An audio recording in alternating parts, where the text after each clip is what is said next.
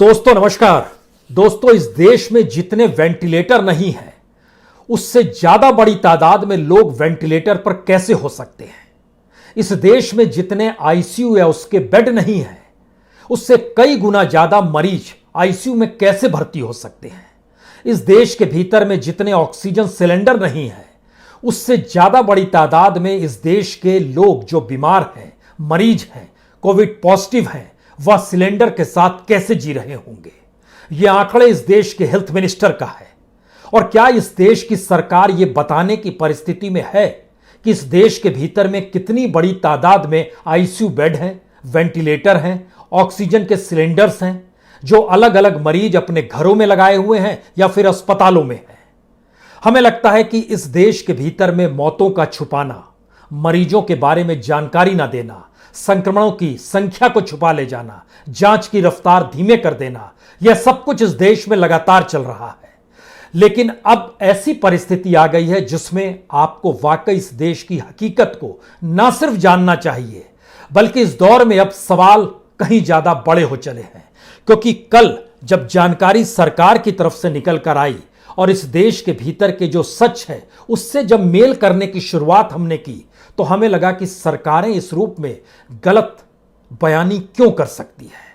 और अगर इस देश के भीतर में मीडिया पर ताला लगा दिया गया है, वह सच को परखने को तैयार नहीं है, तथ्यों को समेटने को तैयार नहीं है और हो हल्ला इसी बात का हो चला है कि संख्या दर संख्या बढ़ती चली जा रही है, तब इस देश की सरकार के मिजाज को भी समझना चाहिए। और समझना चाहिए कैसे ऐलान दर ऐलान इस देश की मोदी सरकार करती चली गई, कैसे इस देश को लगातार जिस झूठी परिस्थितियों में ढकेला गया और ढोल नगाड़े मीडिया के जरिए, प्रचार प्रसार के जरिए फैलाया गया, हमें लगता है कि आज उसकी पोल पट्टी को खोलने की जरूरत है। हम शुरुआत कहां से करें? शुरुआत कल से ही करते हैं। कल ही इस देश के हेल्थ मिनिस्टर ने जानकारी दी। उन्होंने कहा कि इस देश में लगभग 4,88,861 लोग आईसीयू में भर्ती हैं। उन्होंने कहा कि वेंटिलेटर पर 1,70,841 लोग हैं। उन्होंने जानकारी दी इस देश में लगभग 9,02,291 लोग ऑक्सीजन पर टिके हुए हैं। हमने सोचा इतनी बड़ी तादाद में क्या इस देश के भीतर में सारी चीजें मौजूद भी है या नहीं है, क्योंकि आंकड़े कभी बता नहीं पाए कि वाकई ऐसी स्थिति है। तो 4-5 जगहों से, जिसमें नेशनल हेल्थ प्रोफाइल एनएचपी जिसको कहते हैं, उसके जो रिपोर्ट आई 2019 की उसको बेस बनाया गया, नेशनल सैंपल सर्वे 2019 का उसको भी बेस बनाया गया, जो पब्लिक टीचिंग हॉस्पिटल की जो क्रिटिकल केयर बेड को लेकर जो एक ICU care in India and status and challenges को लेकर एक जनरल निकलता है, general for association of physician of India, उसको उठाया गया।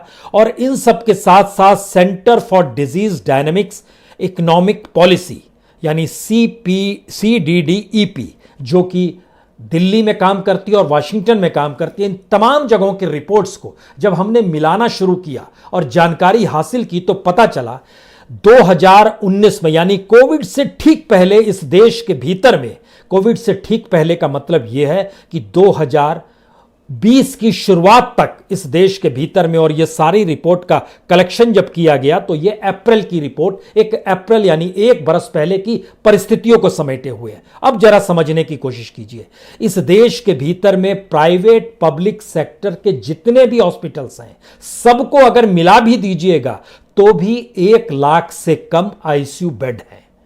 और हेल्थ मिनिस्टर ने कहा 4,88,861 लोग आईसीयू बेड पर पड़े हैं। इस देश के भीतर में सिर्फ 48,000 वेंटिलेटर हैं। पीएम केयर फंड के जरिए 58,000 वेंटिलेटर्स का ऑर्डर यह सोच कर दिया गया कि जितने भी आईसीयू बेड हैं उनके साथ वेंटिलेटर तो जुड़ना चाहिए, क्योंकि सिर्फ 50% आईसीयू बेड के साथ ही वेंटिलेटर जुड़ा हुआ है। लेकिन जो पीएम केयर फंड की तरफ से जो 58,500 वेंटिलेटर्स के ऑर्डर भी दिए गए, उसमें सरकार के पास पहुंचे सिर्फ 30,000। वो 30,000 को अभी हम मान रहे हैं कि सभी काम कर रहे होंगे, हालांकि उनमें से बड़ी तादाद में अलग अलग जिला अस्पताल हैं। इस देश के भीतर में जो अलग अलग राज्यों के अस्पताल हैं वहां पर पहुंचाया गया, वहां भी अभी वेंटिलेटर काम कर पाने की स्थिति में नहीं है, उसकी एक अलग फहरिस्त है। लेकिन फिर भी सरकार ने 58,000 में से दूसरा ऑर्डर जब पारित किया तो उसमें 49,350 यानी 39,350 वेंटिलेटर का ऑर्डर हुआ। इसकी कुल कीमत थी 1,710 करोड़ रुपए, लेकिन सरकार ने खरीदे 30,000 वेंटिलेटर। इस बीच में जो सेकंड वेव आई उसके जरिए जब वेंटिलेटर की संख्या की जानकारी हमने हासिल करनी शुरू की, जैसे गुजरात ने 10,000 मंगा लिए, अलग अलग राज्यों ने कितने मंगाए, उन सब को जोड़ने के बाद पीएम केयर फंड के 30,000 वेंटिलेटर को जोड़ने के बाद और पहले से मौजूद 48,000 वेंटिलेटर को जोड़ने के बाद भी यह संख्या जो है 1 लाख को नहीं छू पाई। लेकिन हेल्थ मिनिस्टर का कहना है 1,70,841 लोग वेंटिलेटर पर हैं। और इस देश के भीतर में जो भी ऑक्सीजन के सिलेंडर होते हैं, छोटे छोटे बड़े बड़े, अगर सबकी संख्या को भी मिला दीजिएगा तो भी वह 7 लाख पार नहीं कर पाता है। लेकिन मौजूदा वक्त में हेल्थ मिनिस्टर ने कहा 9,02,291 लोग ऑक्सीजन पर टिके हुए हैं। यहीं से असल बात शुरू होती है कि क्या वाकई सरकार छुपाने में भरोसा करती है या जिन बातों का ऐलान कर देती है उसकी ढोल पीटने पर भरोसा करती है। क्या सरकार कोई व्हाइट पेपर लेकर आएगी? वो बताने की स्थिति में है इस देश के भीतर में medical colleges, medical beds, medical oxygen, medical ICU beds, medical के तौर पर वेंटिलेटर्स कितनी बड़ी तादाद में है। सरकार और देश दुनिया के तमाम रिसर्च स्कॉलर से जो जानकारी हमने हासिल की उसमें बहुत साफ तौर पर जानकारी निकल कर आई कि जो आंकड़े भारत के भीतर में मरीजों के हैं, जो वेंटिलेटर पर हैं, आईसीयू पर हैं, ऑक्सीजन पर हैं, वह इस देश में मौजूद इंफ्रास्ट्रक्चर जो विदेशों से भी आ गया है, अभी उसमें बहुत सारी चीजें पहुंची नहीं है राज्यों तक, लेकिन अगर उसको भी जोड़ लीजिएगा उससे भी एट पार, उससे भी ज्यादा मरीजों की संख्या है। पहला सवाल यह है। दूसरा बड़ा सवाल है इन दोनों के बीच में, क्या वाकई मोदी सरकार जिस तर्ज पर चल रही है और सुप्रीम कोर्ट ने जिस तरीके से टास्क फोर्स बनाया है, क्या वो समाधान की दिशा में जा रहा है? क्योंकि जो टास्क फोर्स में 10 लोग हैं, 11वां व्यक्ति इस देश की ministry of health and family welfare का यानी सरकार के हेल्थ मिनिस्ट्री का सेक्रेटरी होगा, और जो इसका कन्वेनर होगा 12वां शख्स, वह कन्वेनर को नियुक्ति होगी कैबिनेट सचिव करेंगे। यानी कन्वेनर और हेल्थ मिनिस्ट्री का जुड़ाव इसमें होगा। बाकी 10 डॉक्टरों को चुना गया। हमें लगता है यह भी आपको जानना चाहिए ये 10 डॉक्टर कहां से आते हैं। एक आते हैं पूर्व vice chancellor West Bengal university of health sciences से आते हैं, दूसरे आते हैं गंगाराम हॉस्पिटल से। गंगाराम हॉस्पिटल के 2 डॉक्टर्स हैं, सुमित्रा रावत और देवेंद्र सिंह राणा, जो कि एक चेयरपर्सन है और दूसरी वहां पर डॉक्टर के तौर पर है। तीसरा है जो नारायणालय, जो खास तौर से नारायणा हेल्थ केयर जो बेंगलुरु में है, देवी प्रसाद चेट्टी, उनको जोड़ा गया है। क्रिश्चियन मेडिकल कॉलेज वेल्लोर जो है उसके 2 शख्स को जोड़ा गया है, डायरेक्टर को और एक प्रोफेसर को, डॉक्टर जेवी पीटर हैं और डॉक्टर गगनदीप कांग हैं। नरेश त्रेहन मेदांता से आते हैं, उनको जोड़ा गया है। फोर्टिस को जोड़ा गया है, डॉक्टर राहुल पंडित को जोड़ा गया है। ILBS के डायरेक्टर शिव कुमार सरीन को जोड़ा गया है, जो institute of liver and biliary science जो दिल्ली में जुड़ा हुआ है। ब्रीच कैंडी के भी एक डॉक्टर को जोड़ा गया है। ये 10 डॉक्टर्स हैं। हम इसकी जानकारी इसलिए दे रहे हैं क्योंकि इस देश के भीतर में पहली बार मास लेवल पर इलाज की जरूरत है। इतनी बड़ी तादाद में इस देश के प्राइवेट सेक्टर से जुड़े हुए जो भी अधिकारी, जो भी चेयरमैन, जो भी अपने तौर पर डॉक्टर्स हैं, क्या उनके पास एक्सपीरियंस है या इस देश को नई दृष्टि से इलाज के लिए देखने की जरूरत थी? या फिर इसके साथ एक दूसरा सवाल इसलिए खड़ा होता है क्योंकि जब इसका एनालिसिस हमने शुरू किया तो जानकारी मिली इस देश में जो सुप्रीम कोर्ट ने कमेटी बनाई, टास्क फोर्स बनाया, उसमें सारे लोग प्राइवेट हॉस्पिटल्स के हैं। 3 लोग को छोड़ दीजिएगा, 2 तो सरकार के और एक पूर्व वाइस चांसलर है West Bengal university of health and science के। इस देश के भीतर में आपको जानकर हैरत होगी कि प्राइवेट सेक्टर अपनी कमाई को सिर्फ बेड के हिसाब से जोड़ता है, और एक बेड से प्राइवेट सेक्टर की कितनी कमाई हो सकती है, 40,000 से लेकर 1,40,00,000 तक। 40 लाख से लेकर 1,40,00,000 प्रति बेड उसका मुनाफा होता है साल भर का। उसी के साथ सारी चीजें जुड़ी होती है, रूम का रेंट जुड़ा होता है, तमाम जांच जुड़ी होती है। यानी प्रॉफिट बेस्ड इकोनॉमी के साथ हेल्थ सेक्टर को इस देश में चलाया जाता है और मौजूदा वक्त में प्रॉफिट का जिक्र नहीं है, बेसिक इंफ्रास्ट्रक्चर नहीं है, और बेसिक इंफ्रास्ट्रक्चर ना होने की वजह से जो भी कमाई हो रही है, शायद इसीलिए अस्पताल से लेकर शमशान तक इस देश के भीतर में लूट मची हुई है। क्योंकि हमारी पूरी फिलॉसफी ही जो जिंदगी जीने की न्यूनतम जरूरतों से जुड़ी थी, जिसमें हेल्थ था, जिसमें एजुकेशन था, जिसमें पीने का पानी था, जिसमें हवा भी अब शामिल हो गई, सब कुछ इस देश में प्रॉफिट परिस्थितियों से जुड़ा हुआ है। इसीलिए यहीं से बात शुरू होती है, इस देश की सरकार का एनालिसिस आप कैसे करेंगे, और क्या वाकई इस देश की सरकार को जब आप डिकोड करने की कोशिश करेंगे तो आपके साथ मुश्किल यह हो जाएगी कि आप फंसते चले जाएंगे। क्योंकि मान लीजिए असम को एक टारगेट लीजिए, असम के भीतर में 7 दिन के बाद मुख्यमंत्री चुना गया। इस 7 दिनों के भीतर में 2 तारीख से लेकर 8 तारीख तक के बीच में 300 लोगों की मौत कोविड पॉजिटिव होकर असम में हो गई। जो कुल लोग प्रभावित, डेथ जो थी 300 थी, और कुल जो प्रभावित लोगों की संख्या है वहां पर वह लगभग 1 लाख पार कर गई इसी दौर में। टोटल मिलाइएगा तो लगभग 3 लाख लोग प्रभावित हुए असम के। लेकिन इस दौर में जब दूसरी रफ्तार आई, लेकिन कोई मुख्यमंत्री नहीं था। इलेक्शन के बाद से 3 मीटिंग चली मुख्यमंत्री को चुनने को लेकर, 2 दिन जश्न मनाने में लगा, 2 दिन गुटबाजी थामने में लगा। इस 7 दिनों के भीतर में 300 लोग असम में मर गए। एक सवाल पहला यह है।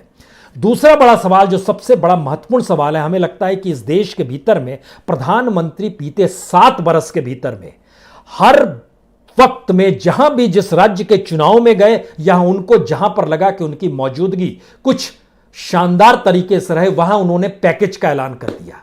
और आपको यह भी जानकर हैरत होगी कि इन 7 बरस में इस देश के भीतर में लगभग 40 लाख करोड़ से ज्यादा के पैकेज का ऐलान हुआ है, जिसमें सबसे बड़ा पैकेज कोविड-1 के दौरान 20 लाख करोड़ का था। उसके अलावे 20 लाख करोड़ का पैकेज का ऐलान जहां गए, जिस रूप में गए, करते चले गए। 40 लाख करोड़ का मतलब यह होता है कि हर साल आप लगभग 5 से 6 लाख करोड़ रुपए पैकेज का ऐलान कर रहे हैं।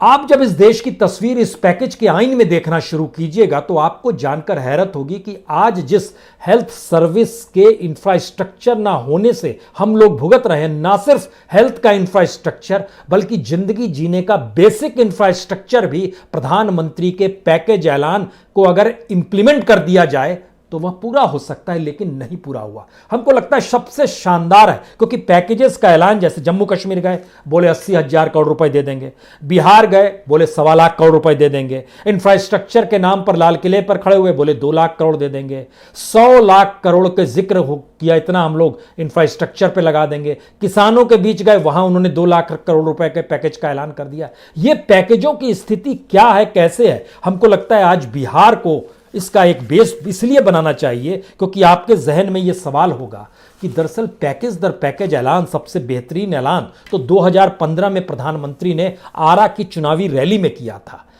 1.25 लाख करोड़, उन्होंने 50,000 करोड़ से शुरू किया। 50,000 करोड़ दे दूं, 60,000 करोड़ दे दूं, 70 दे दूं, 80 दे दूं, 90 दे दूं, और फिर कहा 1.25 लाख करोड़ रुपए देता हूं।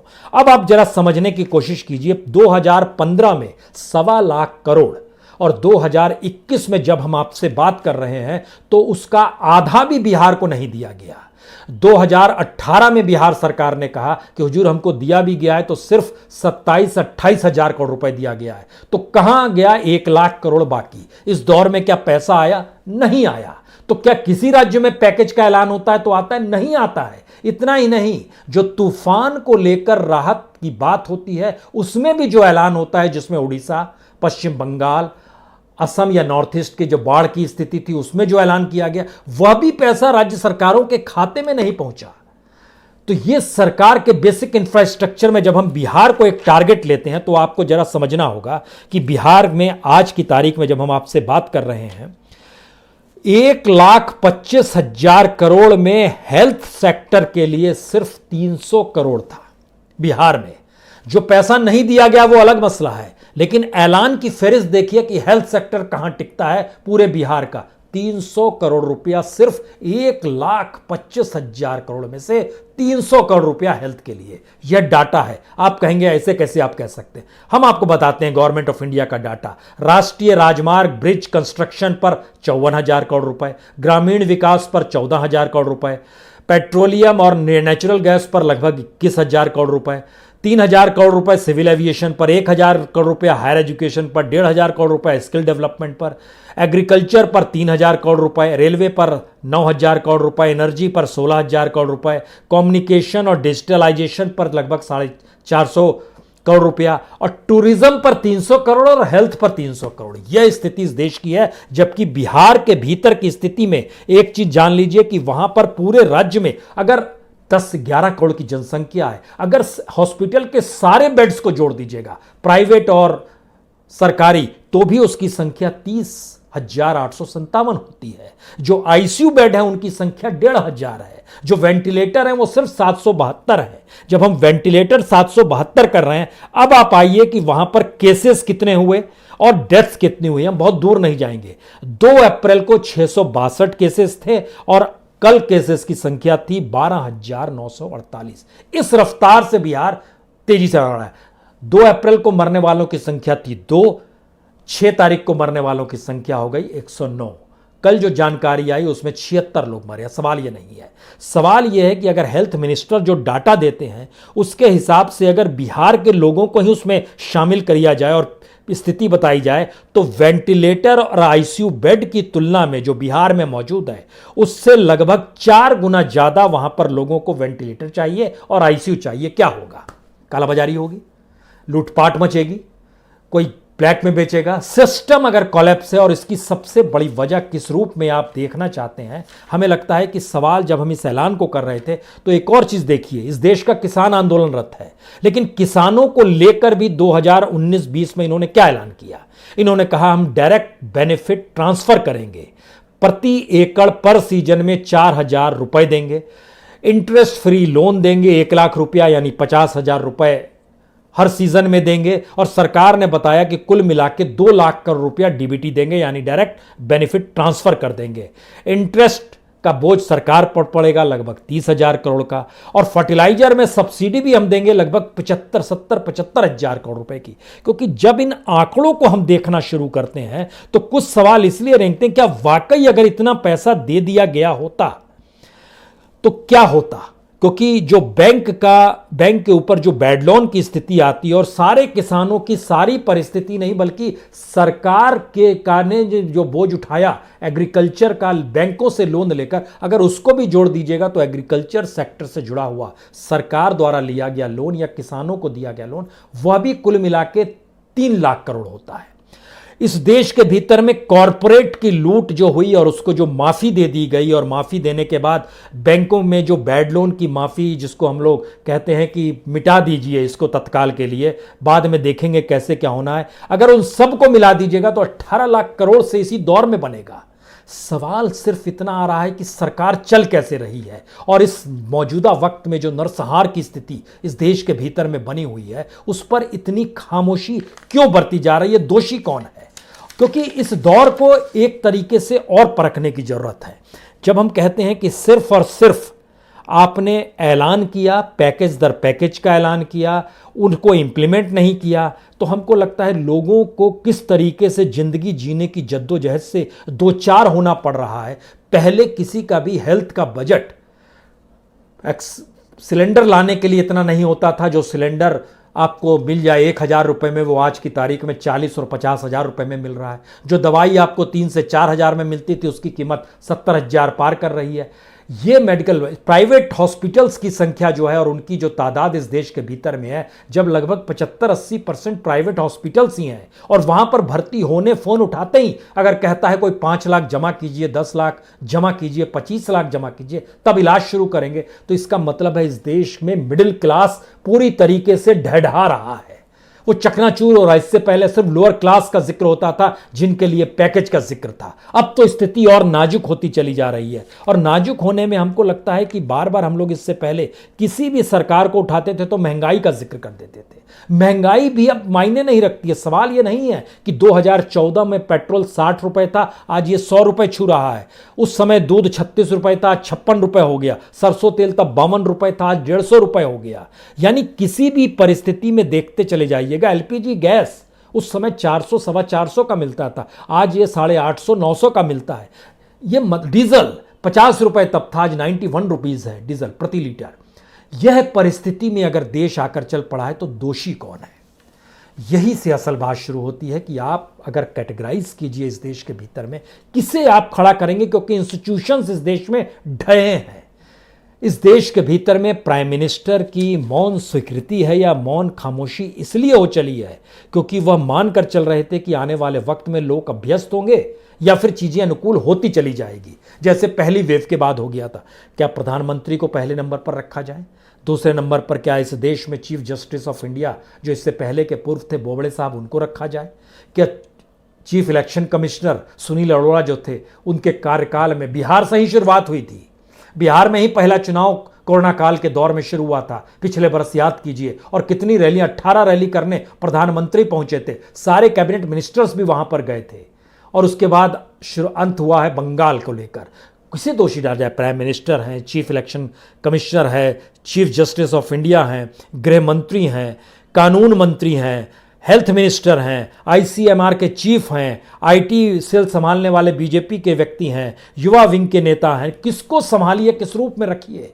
यानी एक पूरी फहरिस्त है ऐसी बनी हुई जो आपको जब आप डिकोड करने निकलते हैं तो आपके सामने हैरत आ जाती है कि अगर सारी चीजें ध्वस्त होते होते ऐसी परिस्थिति में देश को लाकर खड़ा कर चुकी है जहां मुश्किल सवाल यह हो चला है कि अभी तक जो भी प्रधानमंत्री ऐलान करते थे पैकेज देने का, राहत देने का, वह भी एक भ्रम था।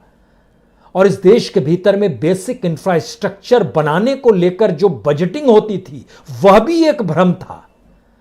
और तो और इस देश के भीतर में लोगों की जिंदगी जिस महंगाई से जुड़ते जुड़ते सबसे महंगी परिस्थिति लोगों के मेडिकल सर्विस से आकर जुड़ गई।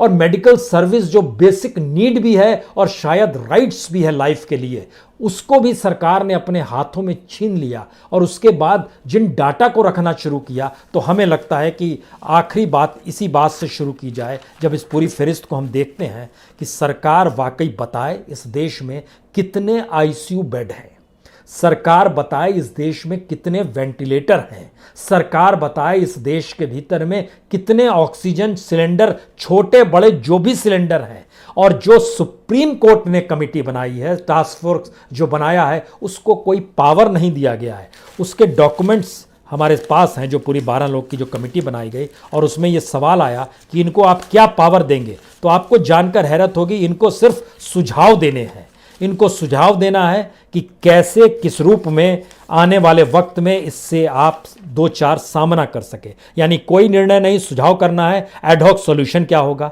भविष्य की जरूरत क्या होगी, इसको आप वैज्ञानिक तरीके से सोचिए और तय कीजिए। आप पूरे देश में ऑक्सीजन कितना है, वितरण कैसे होगा, किस रूप में होगा, इसका डाटा रखिए। भविष्य में महामारी आ जाएगी तो थर्ड वेव जैसे आने वाला है, तो उसका सामना कैसे करेंगे, आप बताइए। इन 12 लोगों को टास्क फोर्स में जानकारी देनी है। और इतना ही नहीं, दवाई, injection, plan, adoption, technology, ability promote कैसे करना है, इन सारी चीज़ों को लेकर रिसर्च कीजिए और जानकारी हासिल कीजिए कि कैसे क्या करना है। यानी किसान की कमेटी भी सुप्रीम कोर्ट ने बनाई थी, एक टास्क फोर्स यह भी बनाई। तो क्या एक ऐसी परिस्थिति है जिसमें सारे इंस्टीट्यूशंस की साख इस देश में सरकार जनता के सामने ही नेकेट कर देना चाहती है, किसी की साख ना बचे, चाहे वो सुप्रीम कोर्ट हो, चाहे इस देश के पूरी की पूरी एग्जीक्यूटिव हो, किसी की साख नहीं बची, कोई इंस्टीट्यूशन की साख नहीं बचे। तब आप सवाल करेंगे, जब किसी की साख नहीं है तो किसी की साख को लेकर भी सवाल क्या उठाना। लेकिन एक वाइट पेपर सरकार लेकर आए और बता तो दे इस देश में फैक्ट क्या है, कितने हॉस्पिटल, कितने बेड, कितने आईसीयू, कितने ऑक्सीजन सिलेंडर्स, जानकारी दीजिए। और उसके पैरेलल में हम लोग लकीर खींच लेंगे कितने मरीज। इतना ही नहीं, सरकार सिर्फ यह बता दे कि मरने वालों की तादाद इतनी है और इस देश में शमशान घाट इतने हैं, तो भी आप समझ जाएंगे कि इस देश के भीतर में मौत का सिलसिला जो सरकार के आंकड़ों पर टिका हुआ है, उसमें तो किसी भी शमशान घाट में कतार लगनी ही नहीं चाहिए। इस देश में इतने शमशान घाट हैं, कैसे डिकोड कीजिएगा इस सरकार को। दिल्ली में कर्फ्यू लगा हुआ है, कल से मेट्रो बंद हो गई, आवाजाही पूरे तरीके से ठप हो जाएगी, लेकिन सेंट्रल विस्ता में काम करने वाले मजदूर पैराशूट से उतर कर आएंगे। कौन सा पैराशूट है ये? कैसे सेंट्रल विस्ता का काम चलता रहेगा? कमाल की स्थिति है ये। बहुत बहुत शुक्रिया, बहुत बहुत शुक्रिया।